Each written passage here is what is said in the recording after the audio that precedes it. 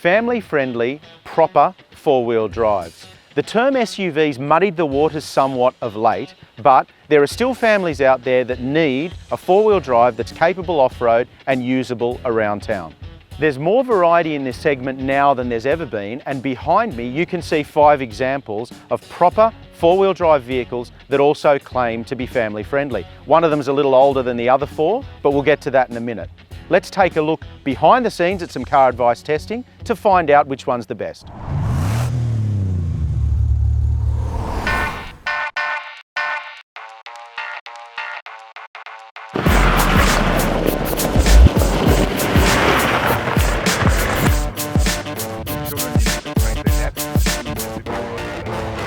Now the CarAdvice judges have assembled 5 off-roaders here for this test. Let's take a closer look at what we've got out here at our four-wheel drive facility. Toyota Fortuner. It's the first time in a long time that we've had a Hilux-based SUV in this class. We know it's going to be tough as nails because it's based on the Hilux. Australians love the Hilux, so the Fortuner is Toyota's entrant into this test. The Ford Everest, designed, developed and engineered in Australia for Australian conditions. Interestingly, this Everest is the base model to compete on price with the rest of the vehicles here. Because it's a base model, it means you don't get a lot of equipment in it. It does have a great engine and gearbox, and we're hoping it's going to be good off-road. Nissan Patrol. It's about 4,000 years old, this car, but it's our benchmark, tough as nails, hardcore off-roader. Once upon a time, this vehicle here set the baseline for what vehicles had to be capable of off-road. We've brought it along as the standard setter that the rest of the vehicles have to match or exceed if they're going to be considered proper off-roaders. The Isuzu Mu-X. Now it's set up for off-road work with a bull bar and a snorkel. It looks pretty serious. We know it's going to be reliable and tough as nails long term because it's an Isuzu. Those diesel engines go forever. You might not believe it, in this group of vehicles, it's the highest selling vehicle here. Last but not least, the Pajero Sport. It's the newest entrant to the segment, opposed to the Everest, which is the base model. This one's top spec. It's also the cheapest here, which means you get a whole lot of gear without spending too much money. We know it's going to be capable because it's a Mitsubishi. It's Triton based, so it should be reliable, and it's going to promise to be a good one off-road. So the first test today is perhaps the most important. The judges are taking a close and forensic look at the interiors and the cabins of these vehicles to see how they stack up as family SUVs.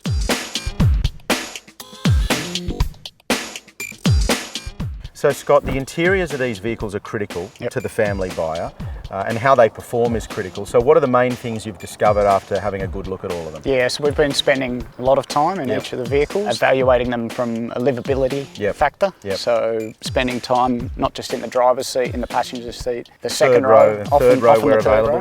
Because climbing in and out, how comfortable is it? Comfort's a big factor, particularly on long drives. The infotainment systems vary quite a lot between the vehicles, and really just putting ourselves in the position of the buyer and what it would be like to live in these vehicles.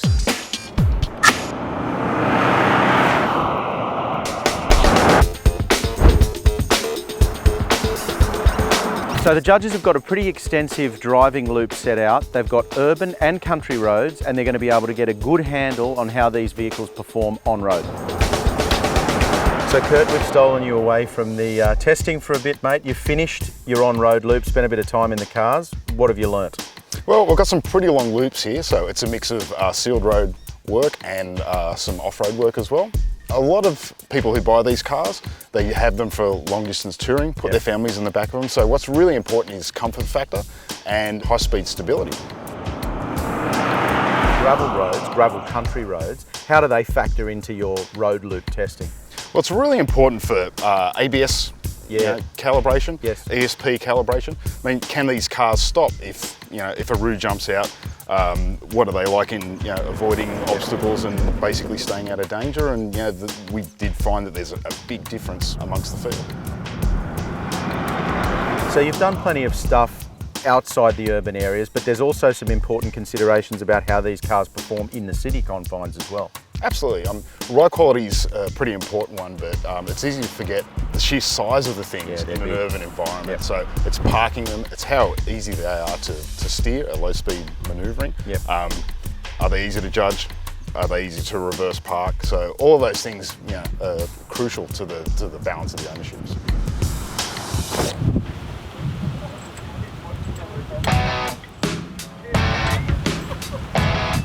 Now, there's a pretty serious looking camper trailer there behind us, Paul, and having tried to hook it up this morning, I can tell you one thing, watching Mike and Scott at work there, a lot easier when someone else is doing it. What exactly are we doing with this camper trailer? Okay, so the camper trailer is about as serious as the wind. It is the duck's nuts when it comes to camper trailers.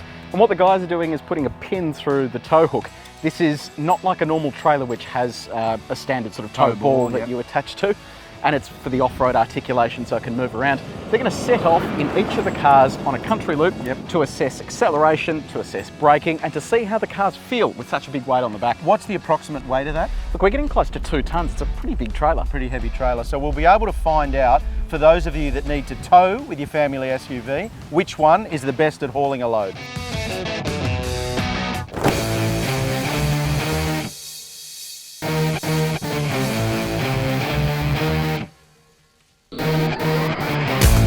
We've got a variety of off-road tests here today that the guys can use, and it's pretty hardcore stuff. Now what they're going to do, they're going to start all vehicles off in 4-wheel drive high range to see at what part of the test they all fail. Then from there they'll drop into low range, and for the vehicles that have a diff lock, they'll then use the rear diff lock if needed.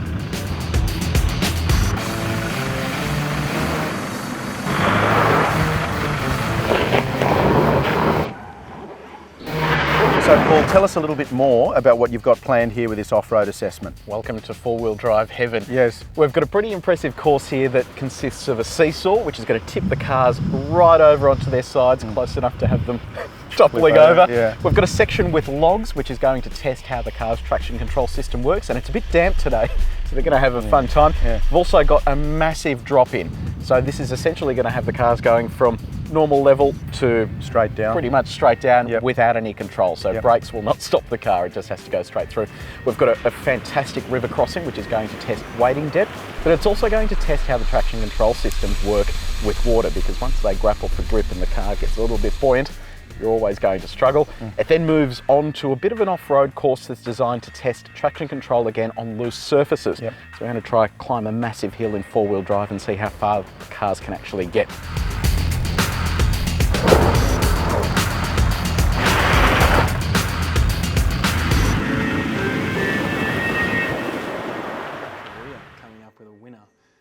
After 2 days of testing, there's no obvious car that's the runaway winner here.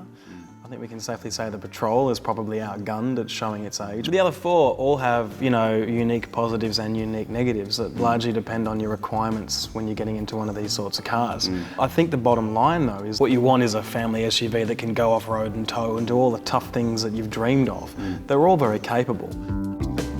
That Patrol really now is a big step behind vehicles that are a whole lot better on-road as well as being capable off-road. That's right. It's no longer the one and only stop shop for off-roading. These other cars now have the electronic aids that will allow them to go exactly where the Patrol goes, and in some cases even further. You're able to limit wheel slip and then let the electronics do the rest of the work, which for the average punter is a much easier task. The Pajero Sport, quite a classy interior, I found. It's got all the modern gadgets, all the safety technology, quite nice leather seats, and you compare that to, say, the Everest, which is very solid, very comfortable, but very basic. So if what's inside is the most important factor in the purchase decision, you'd probably be leaning to the top spec models of the Pajero Sport or even the Isuzu. Better or not for moving kids is and families is debatable. However, to presume to go to some of the more modern 7-seaters as the better option is, I've discovered, was probably a bit of a misconception. A couple of the cars here that I presumed might have been the most comfortable for long hauling. In fact, were a little bit choppy for primary ride, and it's surprising that I probably wouldn't put my kids in a couple of these cars. The off-road, I think they all tick the box for most of these buyers. Yeah, but in reality, the typical buyer's spending 90–95% of their time on road. So it's really just a tick. So for me, that's where I would focus is the comfort factor in and around town. Yep. But it depends on your use case, of course. You'll tow a caravan or go off-road with the Mu-X and you think this is great, the cabin's flexible, but then you realise it's missing some very basic features it should have and it's noisy. You get in the Everest, you think this thing drives like a dream, but as Paul said, it's incredibly Spartan. Pajero Sport, best cabin here, doesn't have third row seating, even the second row seating's compromised.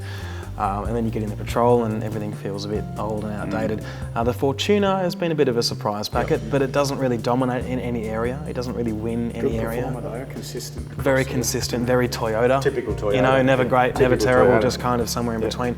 I know we keep coming back to it, but again, family SUV, no rear end vents, for example. You know, your kids don't get hot back there on a 40-degree day.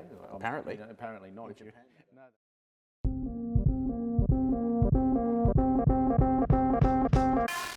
So after extensive testing, the judges have come to their conclusion, and it's the Toyota Fortuner that has won this serious family off-road mega test. It's got a solid interior, it doesn't do anything wrong, and in typical Toyota fashion, it's a really, really solid performer across the board. You also get a whole lot of truck or SUV for your money. For a comprehensive review and for details on the individual vehicles in this test, go to CarAdvice.com.au.